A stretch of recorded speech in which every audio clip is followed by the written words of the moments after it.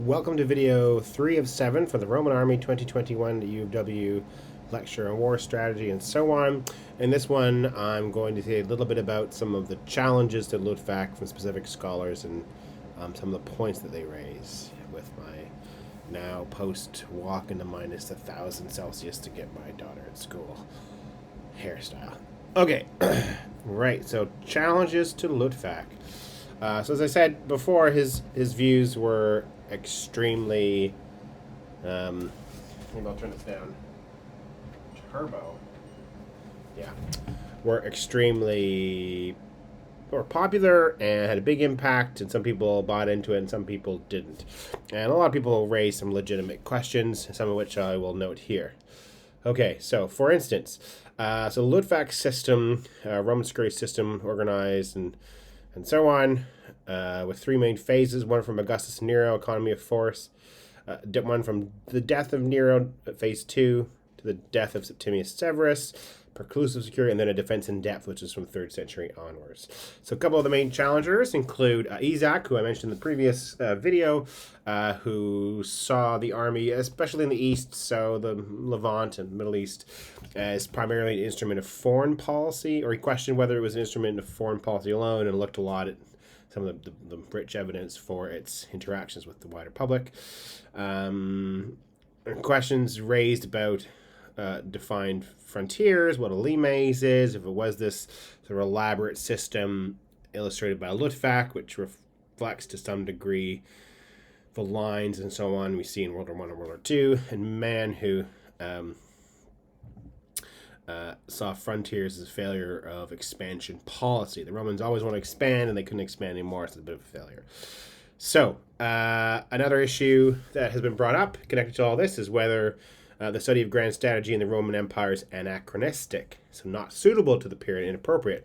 In other words, this is all dealing with modern stuff and sort of touching on this, the Mace and Lions and so on. And so that is an issue that's been raised.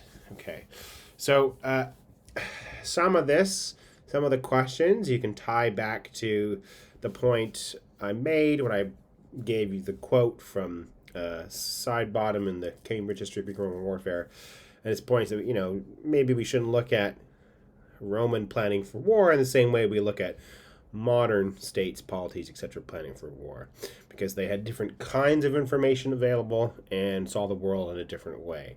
So one particularly important way is in terms of ethnography, the study of people, writing about people, and geography, writing about the world, space, and frontiers. And one of the big critiques comes from Whitaker, who noted space itself was defined from the Roman perspective in his argument by itinerary, since it was through itineraries that Romans actually experienced space. That is by lines and not by shapes.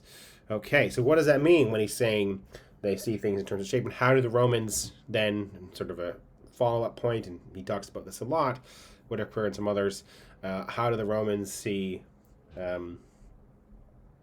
their world with respect to geography and mapping? So here is one sketch of a map based on Strabo, who's writing about 25 BCE. You can see it's quite limited. So there's all based. This is a drawing based on what he describes. There we have. There you can see Europe. There's Italy and Greece, and here's Asia, to Parthia and the Arabian Peninsula. And you can see it only goes so far. It doesn't extend to reflect the true size and girth of Asia as well as Africa, and of course leaves out everything else. Agrippa, so this is around about the same time, supposed to have been a map up in Rome, sort of with the capital, and here you can see sort of a river of ocean going around the Earth. This is the whole Earth, and you can see that the perspective again is not unlike this one, but it's a little more rounded. There you can see the perspective is slightly different. There's Rome and Greece, especially at the center, and Rome not far off, and there's sort of North Africa, and here's Europe, and again Asia, and so on, surrounded by this body of water. Ptolemy's view is a little bit bigger. He understands the world a little bit better, and his view had a lasting impact later on. We do actually get some legit examples of ancient mapping, not just the literary descriptions. Something called Ptolemy table, which is this super long thing. I think you can find it online and look at all the different segments. And it includes, this is just one little snippet, the boot of Italy. Okay, you can see the heel, and there's the boot, and there's Sicily. This is all the lines and so on that I was mentioning before. You can see towns, etc., bigger ones, okay, smaller ones, all connected by roads, but it's all kind of squished together, and the whole world is sort of elongated. And it's a question of how much this reflects everything, but there you go. And when you look at this, okay, you look at these sort of squished Earths, okay, and this later copy of an earlier map, all sorts of explanations for what it's doing. And one analogy that's often been used, and one that I like, is their maps would work a lot like a subway map.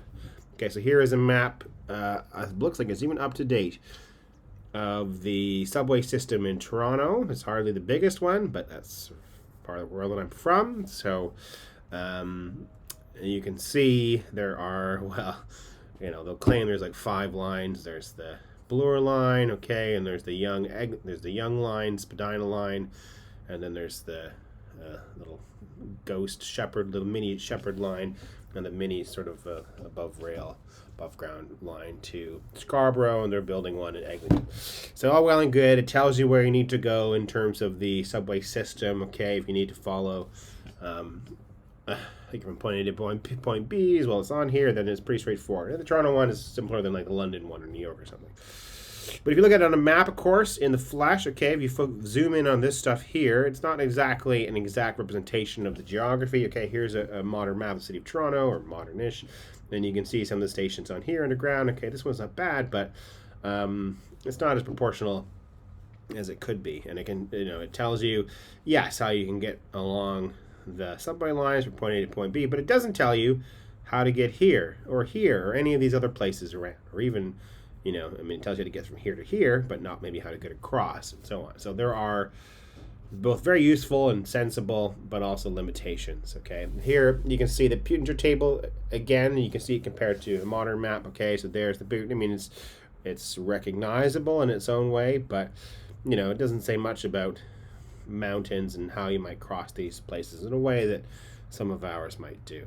Okay, now a couple other points about these criticisms. So another point that's brought up in all this is the role of provincial administration, and that provincial governments have a bigger role in determining things. Okay, so you have governors in the frontier, and when they take up their post, they're given a set of instructions, so-called mandata. These might include detailed instructions on what has been going on in the province before, what you need to look out for. It might include details about arrangements with foreign powers, but note that for all that they have a certain amount of power in doing things, of course, they are still restricted in what they can do because of the emperor. Now, there are all sorts of other things of importance. Say about the governors, they whether they act independently is also contingent on things like, is this important? Do I need to do this now, or can I wait for the emperor's permission? Is it pressing? Does the governor want to flex his muscles? On the other hand, what is his relationship with the emperor?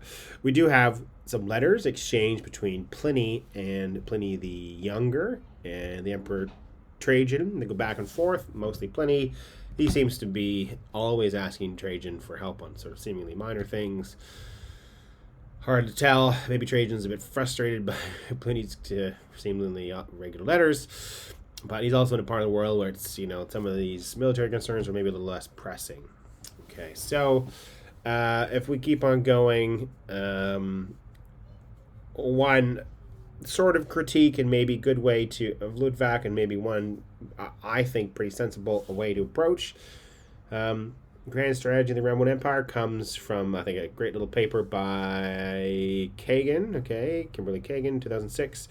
And she defines grand strategy as, she basically makes the point that Luttwak is important and has important things, that some of the critiques and so on, and really some of the other discussion tends to overcomplicate things. And really, grand strategy is, in her words, really the use of all the state's resources to achieve all the state's major security objectives. So it's a much broader thing and less maybe detailed. And he says this is something you can actually look into. Okay, we have evidence for where the soldiers are and where troops are, and we can see them moving over time, so we can see them responding to changing security objectives. Okay, the evidence then gives us a sense of the emperor's changing priorities, can reveal perceptions about changing threats. We can see soldiers gradually moving east and towards the Rhine, Balkans, Euphrates, and we get a sense of how the Romans understood the problems they faced. And you can do this, again, her argument is by using troop numbers and seeing how they change over time in different places. So in the interior, we go from 5 legions under Augustus to 1 by Vespasian, and then not many after that. Whereas in the north, we go from 9 to like 19. It stays pretty consistently high. The east, a big shift from 3 under Augustus to 10 under Caracalla, and so on. So it does change over time. He said that, these are resources, these armies and soldiers, and you can see that they are making big time decisions in response to security issues. Okay, so that gives you an idea of some of the critiques of Luttwak, some of the different ways to approach strategy, and some of the things you need to think about. Geography is one thing that's been brought up by some like Whitaker, and others say really you can just narrow it down and focus in on soldiers. That's end of this video.